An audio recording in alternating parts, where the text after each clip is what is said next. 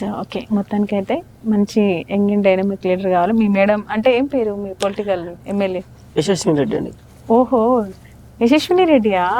ఆమె కోడలే కదా, ఝాన్సీ రెడ్డి గారు. ఝాన్సీ రెడ్డి గారి కోడలు. వాహా, ఆమె కూడా చాలా అంటే జనాలలో ఎప్పుడు తిరుగుతూ ఉంటుంటది కదా. ఎప్పుడు తిరుగుతూ ఉంటారండి వాళ్ళు, జనాలకు మంచి చేయాలని ఆలోచనతో ఇక్కడికి వచ్చారు. అవునా, ఓకే. సో ఆ విషయంలోనే వాళ్ళు జనాల కోసమే కష్టపడతారు. పబ్లిక్ లో తిరగడం కానీ, వాళ్ళు చేసే మంచి కార్యక్రమాలు కానీ చాలా బాగున్నాయి. జనాలు కూడా చాలా వాళ్ళ మీద మంచి ప్రేమ ఏర్పడేది. అంతే కదా, ఎప్పుడు ప్రజలతో మమేకమై ఉంటే వాళ్ళకి ఎక్కువ ఇంటరాక్షన్స్ ఉంటాయి. అవునండి. సో అలా మొత్తానికైతే వాళ్ళ మీరు నా సాంగ్ రాసింది మీరు. నేను ఎవరు అనుకున్నా, నాకు తెలియదు. మేడం గారు మేడం మేడం అంటే ఎవరు అనుకున్నా. సో ఇప్పుడు చెప్పారు కదా. సో నెక్స్ట్ ఒక పాట పాడండి.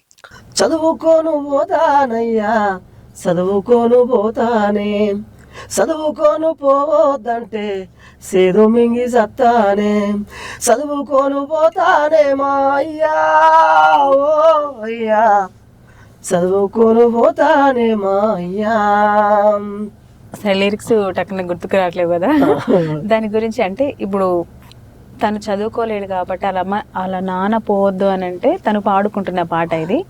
సో అంటే మిగతా అర్థం ఎలా ఉండే? అర్థం అండి, ఒకప్పుడు వెనకటి రోజుల్లో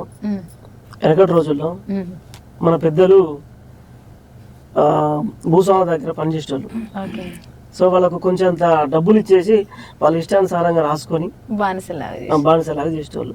సో తండ్రి చేసిన తర్వాత కొడుకు చేసిన తర్వాత వాళ్ళ కొడుకు ఇట్లా వస్తూ ఉంటే, సో అతనికి ఎంత అప్పు చేసిండు, అసలు ఇతనికి ఎంత ఉన్నది అనే విషయాలు కూడా తెలుసుకునే పరిస్థితి లేకుండా అట్లాంటి టైంలో అతను అయ్యా చదువుకుంటే జ్ఞానం వస్తుంది, చదువుకుంటే మనం ఎదిరించే తత్వం వస్తుంది కాబట్టి చదువుకోవాలి అయ్యా, చదువే చాలా ముఖ్యమైన అంశం మీద రాసుకున్న పాట అండి అది. Okay, super. సో నేను అప్పుడు విని, ఈ ఎంఏ ఫౌండేషన్లో విని ఈ పాట అయినప్పుడు నేను చాలా సార్లు అది గుర్తుకొచ్చేది. సో నేను చదువుకుంటే ఎంత విలువ ఉంటుంది అనేది నాకు అప్పుడు అర్థమైంది. ఎంఏ ఫౌండేషన్ అంటున్నారు, ఇలా అక్కడి నుంచి చాలా సార్లు అన్నారు ఆ వర్డ్. సో ఏంటది? మౌలిపూడి వెంకటరంగయ్య ఫౌండేషన్ అని. మీరు అందులో చదువుకున్నారా? అందులో చదువుకున్నాను నేను. జీతం ఉండేది ఊర్లో, అంటే చదువుకున్నా. సో నేనే పోకపోవడం వల్ల మా నాన్న పెట్టండు. తర్వాత వాళ్ళు బాలకారం నిర్మూలన వ్యవస్థ వచ్చి వాళ్ళు తీసుకొని వెళ్ళిపోయి అందులో పనిచేసారు చాలా. సో ఇలాంటి సిచ్యువేషన్లు కూడా మీ ప్లేస్ నుంచి జరగడం. తర్వాత 10th తర్వాత డిగ్రీ వరకు నేను కంటిన్యూ చేసుకున్నాను. పెళ్లి తర్వాత చేసుకున్నాను. డిగ్రీ చేశారా? ఓపెన్ లో చేసుకున్నాను. ఓకే, ఎట్లయితే స్టడీ చేశారు మొత్తానికైతే. సూపర్.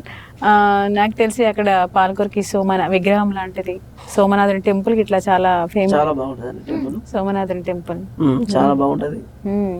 సో మీరు ఆ ప్లేస్ లో పుట్టడం కూడా అదృష్టం. అందుకే మంచి పాటలు వస్తున్నాయి. వాళ్ళ రచనలు రాసి మీరు మా దగ్గర కవి ఉన్నాడు కదా, సో మాకు అది అతని ఆశీర్వాదం ఉండొచ్చు. అవును, కావచ్చు. అందుకనే చాలా బాగా రాస్తున్నారు.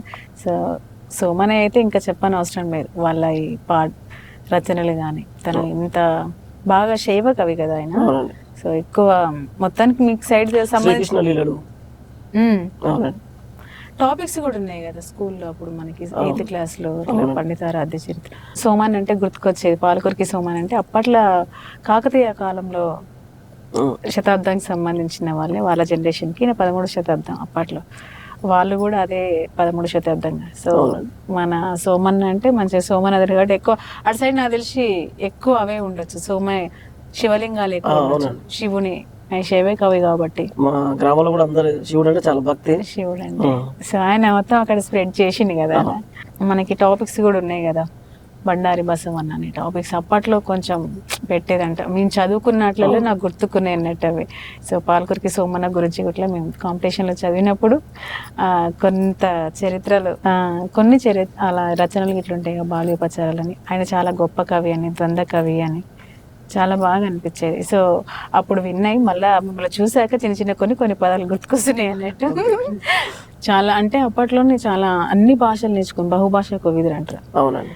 తెలుగు, తమిళం, సంస్కృతం, కన్నడంలో కూడా చాలా బాగా చేశారు. సో తను బతికుండగానే శైవల్యం చెందిరంట కదా. మీకేమైనా ఐడియా? అవునండి, అంటే సమాధి కావడం. ఫస్ట్ తనేనంట, తర్వాత బ్రహ్మ. అవునండి, బ్రహ్మంగారు. బ్రహ్మంగారే అన్నారు. అవును. సో అది ఇక్కడ కాదనుకుంటా, మీ ప్లేస్ లో కాదు కదా కన్నడం. ఈయనది ఎక్కడది? సోమన్నది మీ ఊర్లో అంటే పాలకూరుకి బొమ్మర పోతాను పక్కన, బొమ్మరండి, బొమ్మర గ్రామం అది. ఓకే, బొమ్మర గ్రామం మా పక్క గ్రామం. అంటే ఈ సోమన్నది సోమనాథుల గురించి నాకు ఐడియా లేదు. సో ఈయన అక్కడ పోతల గురించి తెలుసు, పక్కన బొమ్మర. ఈయన కూడా మీకు సంబంధించిన ఆయన కదా, జనగామ జిల్లానే కదా పాలకుర్తి సోమన్న. కాకపోతే ఈయన కర్ణాటక అక్కడ శైవల్యం చెందిండ్రని అన్నారు. సో అంటే అది ఎలానో మనకి అవన్నీ వినడమే తప్ప, అంటే ఇంకా లైవ్ గా చూసిన ప్రోగ్రామ్స్ ఇప్పుడంటే చాలా వచ్చేసినాయి, మొత్తం మొబైల్లో చూడడం దానికి సంబంధించి చాలా బాగా అనిపించింది. మొత్తానికైతే మీ అటు బొమ్మర ఇటు సోమన్న మంచిగా చాలా అదృష్టవంతులు అన్నట్టు మీరు. సో మళ్ళొక పాట పాడండి. బడలో సైనికుడా, భరతు రక్షకుడా, కార్గిల్లో కన్ను మోస్తివా, ఓ సైనికుడా మా కోసం ప్రాణాలిస్తివా, ఏ తల్లి జన్మనిచ్చి నిన్ను కన్నదో, ఈ దేశం కోసం నిన్ను జవాన్ని చేసిందో, ఏ తల్లి జన్మనిచ్చి నిన్ను కన్నదో, ఈ దేశం కోసం నిన్ను జవాన్ని చేసిందో, కన్న తల్లి పాదాలకు వందనాలులే, కన్న తల్లి పాదాలకు వందనాలులే, జై జవాను జై కిసాను నీకు సలాంలే, బడలో సైనికుడా, భరతు రక్షకుడా, కార్గిల్లో కన్ను మోస్తివా, ఓ సైనికుడా మా కోసం ప్రాణాలిస్తివా. సైనికుని పాట మేము స్కూళ్ళలో వాడుకున్నాం అప్పట్లో, మళ్ళీ గుర్తు చేసిరు. 8th క్లాస్ అన్నగూడ స్కూల్లో చదువుకున్నప్పుడు మా ఒక ఫ్రెండ్ పాడినది, అప్పుడు కొంచెం జ్ఞాపకం ఉన్నది. చిన్న ఎక్కువ బాగా వాడేది ఈ పాట. సైనికులు అంటే మొదట గుర్తుకొచ్చే పాట ఇది అన్నట్టుగా, దేశం కోసం అన్నప్పుడు పాడుదామా ఇవి. నెక్స్ట్